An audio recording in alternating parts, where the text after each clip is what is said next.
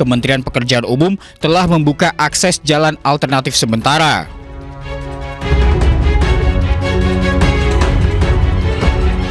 Sementara itu, pemerintah terus menyalurkan bantuan hunian sementara bagi warga terdampak bencana. Di Tapanuli Selatan, Sumatera Utara, ratusan huntara diserahkan kepada warga. Sementara bagi warga yang memilih tinggal di lokasi lain juga mendapatkan dana tunggu hunian. Nah, kita harapkan adanya hunian sementara ini, maka yang rusak berat rumahnya hilang pada saat bencana yang lalu, mereka bisa tinggal di hunian sementara dengan layak, tidak lagi di tenda. Mereka juga boleh kontrak atau kos di luar atau di rumah keluarga, maka negara akan memberikan namanya dana tunggu hunian DTH sebanyak 1,8 juta untuk 3 bulan.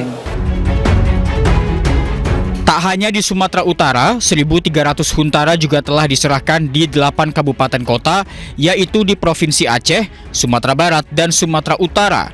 Pemerintah pun pastikan akan terus mengawal proses rehabilitasi pasca bencana.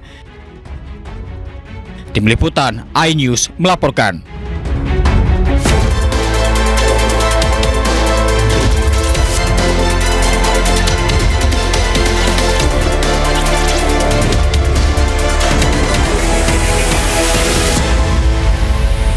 Keagamaan, madrasah, pondok pesantren, juga rumah ibadah yang terdampak, halaman 32, data-datanya juga ada.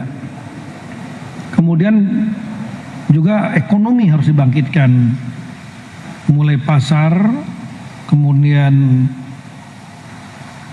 kafe, warung, UMKM, kedai, kemudian juga hotel, beberapa tempat. Kemudian akses sangat penting sekali. Akses terutama jalan darat. Jalan darat ini ada jalan nasional, ada jalan provinsi, kabupaten kota, jalan desa, dan juga ada jembatan-jembatan.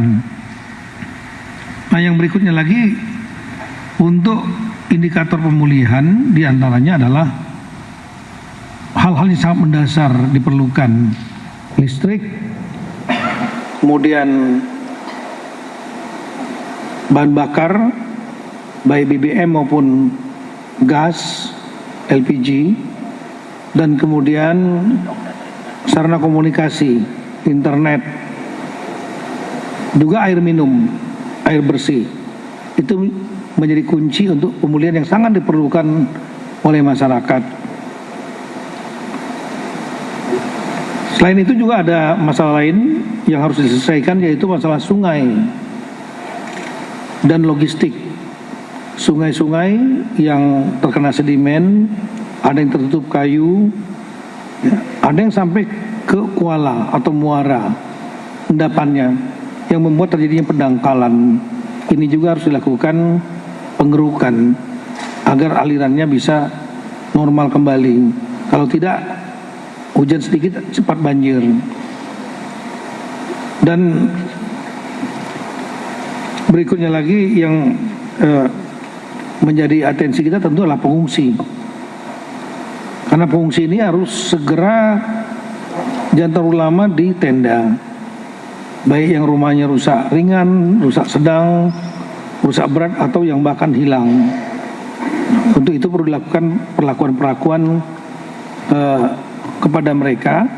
Rusak ringan diberikan bantuan 15 juta rupiah, yang rusak sedang 30 juta rupiah, kemudian yang rusak berat atau hilang ini punya dua opsi, disiapkan huntara yang diantaranya perintah Bapak Presiden langsung kepada Danantara untuk membangun, kemudian juga BNPB membangun, Bapak Menteri PU juga membangun, dan kemudian pilihan keduanya adalah mereka boleh tinggal di rumah keluarga atau sewa kontrak ya, dengan diberikan anggaran sebanyak 1,400.000 per bulan, sekaligus 3 bulan 1,8. Di samping itu ada juga skema bantuan yang lain, yaitu untuk perabotan dan stimulan ekonomi untuk mereka yang berhak, yang dianggap oleh para bupati, wali kota, mereka layak untuk mendapatkan itu. Kemudian yang rumahnya tadi hilang, rusak berat, baik dia tinggal di hunian sementara ataupun tinggal kontrak atau di rumah keluarganya, mereka boleh diberikan pilihan dibangunkan sendiri di tanahnya, itu disebut dengan in situ atau on site, dibangunkan oleh BNPB. Dan untuk yang ingin berkelompok satu kompleks, dibangunkan oleh Kementerian PKP, Perumahan dan Kawasan Pemukiman. Nah, inilah kira-kira hal-hal yang sudah dikerjakan, dan kami menyampaikan progres hasil selama mulai tanggap darurat sampai dengan hari ini. Ada beberapa, kita tahu bahwa ada 52 kabupaten kota dari 3 provinsi yang terdampak di Aceh maupun di Sumatera Utara dan Sumatera Barat. Di Sumatera, sebagaimana data, Sumatera Barat itu ada 19 daerah kabupaten kota, yang terdampak ada 16. Kemudian kami melakukan cross checking kepada semua bupati wali kota yang dihadiri oleh gubernur atau wakil gubernur, dan juga hasil pengecekan kita di lapangan dilakukan cross checking termasuk oleh instansi TNI dan Polri. Sumatera Barat 12 alhamdulillah sudah kembali normal. Ada 2 yang mendekati normal, artinya masih ada masalah yang harus kita selesaikan. Detailnya ada, dan itu khususnya di Kabupaten Tanah Datar dengan Kabupaten Pesisir Selatan. Sedangkan yang perlu mendapatkan atensi khusus ya, karena masih ada banyak masalah di situ, ada 2, yaitu Kabupaten Agam dengan Kabupaten Padang Pariaman, terutama masalah pengungsian, kemudian masalah sekolah dan lain-lain. Untuk Sumatera Utara, dari 33 kabupaten kota yang ada, 18 terdampak. Dan kemudian yang sudah menyatakan normal dan hasil cross check kita itu ada 15. Alhamdulillah. Dan mendekati normal itu ada 1, yaitu Apunisi Selatan. Yang perlu mendapat atensi khusus ada 2, yaitu di Kabupaten Tapanuli Tengah dan Tapanuli Utara. Kemudian untuk di Provinsi Aceh, dari 23 kabupaten kota, 18 terdampak, 10 itu sudah kembali normal aktivitasnya. Yang mendekati normal, saya ulangi, yang mendekati normal itu ada 2 sebetulnya, yaitu Bener Meriah dan Gayo Luas. Ada beberapa daerah yang memerlukan atensi khusus, yaitu Aceh Tamiang nomor 1, Aceh Timur, Aceh Utara, kemudian Pidi Jaya, Biren, Aceh Tengah. Ini yang menjadi atensi kita yang paling utama. Meskipun Gayo Luas juga ingin masuk yang atensi, nggak apa-apa, nanti kita akan berikan atensi. Artinya ada yang sudah kembali normal itu dari 52 itu ada 37. Jadi kalau kita prosentasikan ya lebih kurang hampir 70% kabupaten kota dari 52 kabupaten kota itu sudah kembali normal dalam waktu sekitar 2 bulan. Yang mendekati normal lebih kurang ada 4, dan yang memerlukan atensi khusus masih ada 11. Inilah yang akan kita kerja keras di titik-titik tersebut. Ya. Nah, kemudian kita juga menawarkan atau mendata Pemda-pemda untuk penerima bantuan rumah ringan, sedang dan lain-lain. Ada 6 daerah yang tidak mengusulkan karena memang alasannya saat itu hanya banjir yang tidak terlalu dalam, ya, dan kemudian sudah bisa mereka selesaikan sendiri. Saya memberikan apresiasi yang sangat tinggi kepada para bupati wali kotanya. Di Sumatera Barat ada 4, yaitu Kepulauan Mentawai, kemudian Solok Selatan. Kotanya ada 2, Kota Bukit Tinggi dan Kota Sawalunto. Terima kasih atas kemampuan untuk mandiri dan menyelesaikan. Kemudian di Sumatera Utara ada 1, yaitu Kabupaten Asahan. Tidak mengusulkan. Sudah selesai, Pak. Sudah kita tangani sendiri dan tidak terlalu berat. Dan kemudian di Aceh ada 1 juga yang menyatakan sudah selesai, dampaknya tidak terlalu berat dan selesaikan sendiri oleh bupatinya, yaitu Aceh Besar. Kami sampaikan apresiasi. Nah, itulah kira-kira rekan-rekan, kalau kita melihat dari peta di sini, tolong di peta yang hijau kuning. Hijau itu artinya sebagai misalnya sudah clear. Ya, pemerintahan semuanya sudah bisa berjalan kecuali Aceh Tamiang sudah bersih, tinggal bagian dalamnya mebelernya yang harus diberesin. Pemerintah Kabupaten Aceh Tamiang. Nah, untuk Sumatera Barat kita lihat hampir semuanya sudah hijau, baik itu pemerintahan, fasilitas kesehatan, fasilitas pendidikan, kemudian akses darat baik provinsi, nasional, jalan nasional semuanya udah beres. Ya.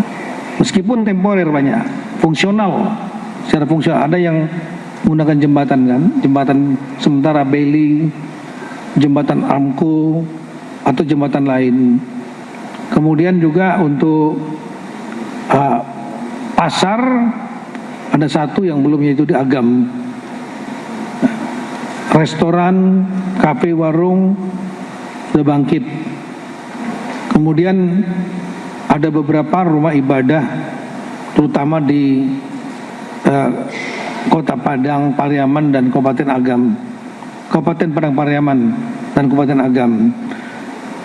Kemudian kalau untuk BBM, SPBU maupun gas LPG, ya, umumnya berhasil sudah bagus semua, lancar. Yang perlu dijaga konsistensinya. Demikian juga listrik sebagian besar. Saya ulangi, untuk di Sumatera Barat semuanya sudah 100%.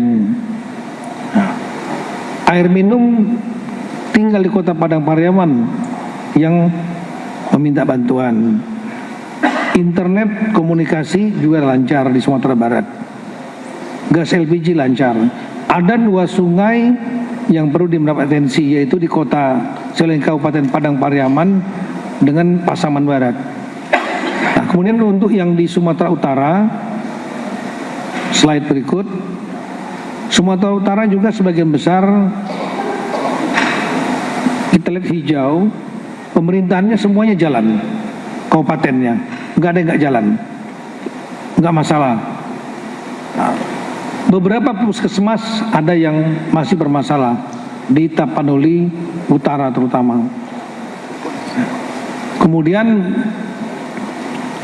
ada fasilitas pendidikan, terutama di Tapanuli Utara juga ada di tengah. Harusnya Tapanuli Tengah ada juga itu. Kemudian akses jalan nasional semuanya sudah terhubung. Ada jalan provinsi di Tapanuli Selatan dan jalan kabupaten kota di Tapanuli Utara dan Tapanuli Tengah juga ada. Nah, kemudian rumah ibadah gereja terutama di Tapanuli Tengah yang rusak Dan kemudian untuk Tapanuli Tengah ini memang ada mengalami problema masalah pasokan BBM, juga ada listrik, tapi tidak semua. Beberapa. Selamat siang pemirsa, jelang Ramadan Presiden Prabowo Subianto tebar diskon. Sementara itu Menteri Keuangan Purbaya Yudi Sadewa singgung anggaran pembangunan kapal ikan dalam negeri. Menteri Kelautan dan Perikanan Sakti Wahyu Trenggono pun ikut buka suara. Selain informasi tadi, kami juga akan menghadirkan beragam informasi menarik dan terkini terkait kebijakan hingga kegiatan para pemimpin bangsa. Bersama saya Aya Nufus, inilah Pemimpin Rakyat, pemimpin beraksi, rakyat awasi.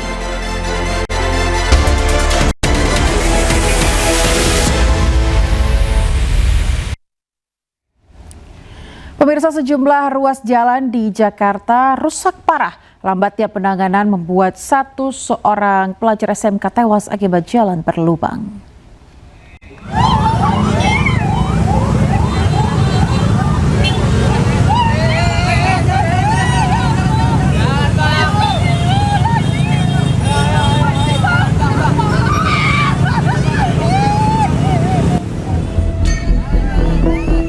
Aldi Surya Putra, seorang pelajar sekolah menengah kejuruan, meninggal dunia dalam kecelakaan tunggal saat berangkat ke sekolah mengendarai sepeda motor di Jalan Matraman Raya, Jakarta Timur.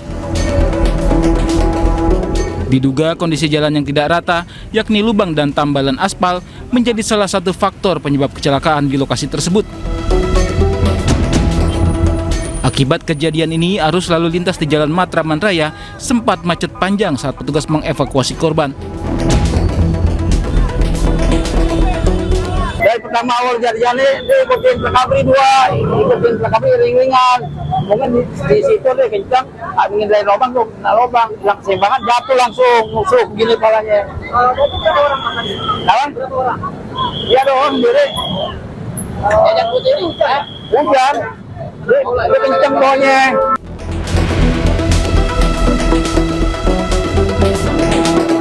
Tak hanya itu, kerusakan jalan juga terjadi di Pademangan, Jakarta Utara, tepatnya di Jalan Gria Utama.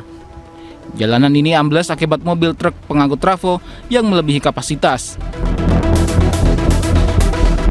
Gubernur DKI Jakarta Pramono Anung berjanji akan segera memperbaiki jalan-jalan yang rusak di Jakarta. Namun Pramono menyoroti aksi saling lempar tanggung jawab di Pemprov DKI Jakarta. Salah satu kelemahan yang ada, kadang-kadang saling melempar. Ini tugasnya camat, wali kota, lurah, atau ini tugasnya sudin, suku dinas, sehingga masing-masing kemudian saling melempar. Contoh yang paling konkret yang saya sengaja upload di medsos saya sekarang ini adalah ketika ada anak SMA di Matraman, karena dia ngebut, ada jalan berlubang, jalannya licin, dia meninggal. Tentunya saya sebagai gubernur saya sangat berduka sekali dan saya marah banget. Kenapa kejadian seperti ini bisa terjadi? Tanpa bermaksud kemudian flashback, ini salah kamu, ini salah siapa. Nah, yang seperti inilah yang harus diselesaikan. Selain memperbaiki koordinasi di Pemprov Jakarta, Gubernur Pramono juga meminta masyarakat untuk berhati-hati dalam berkendara. Saat ini kondisi jalan di Jakarta rentan rusak akibat cuaca ekstrim, termasuk di ruas utama seperti Sudirman dan Tamrin. Tim Liputan iNews melaporkan. Pemirsa, Menteri Keuangan Purbaya Yudi Sadewa menyinggung soal anggaran pembangunan kapal ikan dalam negeri. Menteri Kelautan dan Perikanan Sakti Wahyu Trenggono pun buka suara terkait hal tersebut.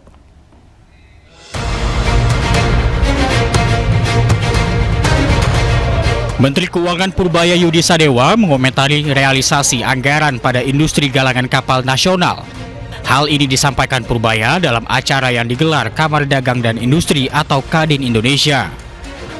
Berapa dari Anda yang sudah terima order dari KKP? Belum? Kan Anda nggak masuk akal. Uangnya buat keluar. Ordernya nggak ada. Ini apa-apaan? Jadi mungkin Karin kurang aktif apa gimana nih? Atau Menteri Perindustrian kebersihan. Gimana deh? Kenapa KKP order belum ada order ke sana? Kan kita mendorong pertumbuhan ekonomi.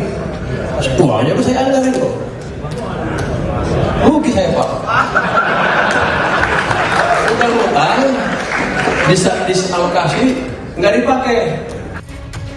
Sementara itu, Menteri Kelautan dan Perikanan Sakti Wahyu Trenggono menanggapi pernyataan Menteri Keuangan. Tanggapan Menteri KKP disampaikan melalui media sosial miliknya. Dalam pernyataannya, Trenggono menyebut dana pembangunan kapal berasal dari pinjaman luar negeri pemerintah Inggris. Tim Liputan, iNews melaporkan.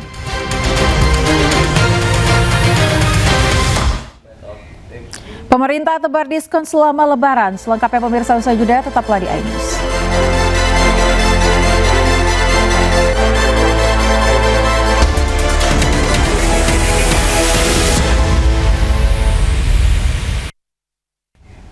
Anda kembali di iNews bersama saya Ayan Nufus. Pemirsa, rindu pulang di Hari Raya Idul Fitri tahun ini bisa terwujud. Selain menambah armada, pemerintah juga memberikan diskon di seluruh moda transportasi.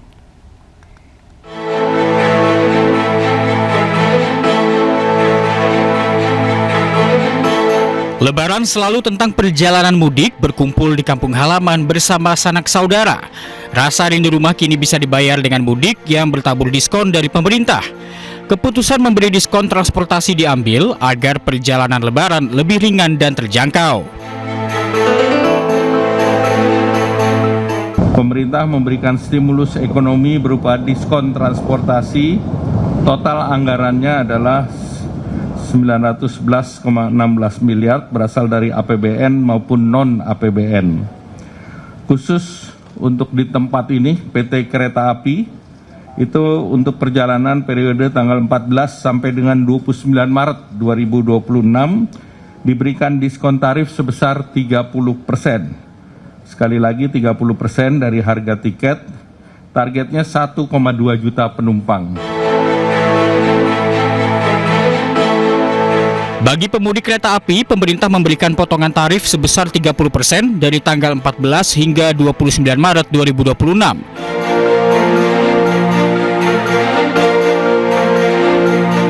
Di jalur laut, ASDP mendapat stimulus berupa 100% diskon untuk jasa ke pelabuhan. Sementara itu untuk pemudik yang memilih jalur udara dari tanggal 4 hingga 29 Maret 2026, diskon tiket pesawat kelas ekonomi diberikan sebesar 17 hingga 18%. Sehingga total anggaran diskon angkutan lebaran dari pemerintah mencapai 911,16 miliar rupiah.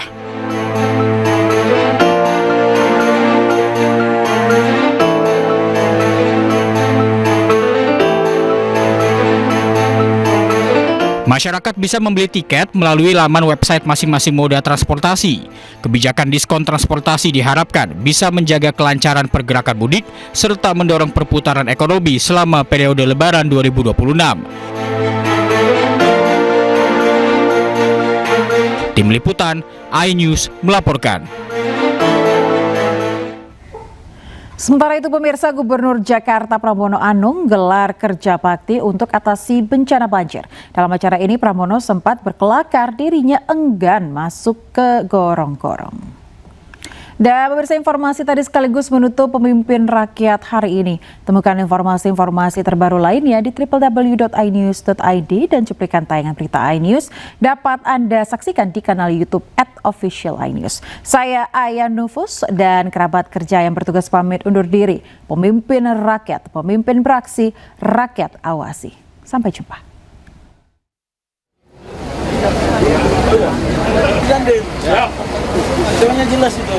Pemerintah Provinsi DKI Jakarta menggelar secara serentak kegiatan Jaga Jakarta Bersih di 66 lokasi di Jakarta. Pemprov DKI Jakarta menerjunkan 171.134 personil gabungan dalam pelaksanaan gerakan Jaga Jakarta Bersih ini. Dalam acara ini, Pramono juga sempat berkelakar. Dirinya enggan masuk gorong-gorong dan memilih untuk bekerja dengan otak. Sehingga pada hari ini sebagai misal ada 60 unit ekskavator yang bergerak, ada 144 dump truck dan juga bekerja di 66 lokasi yang seperti itu.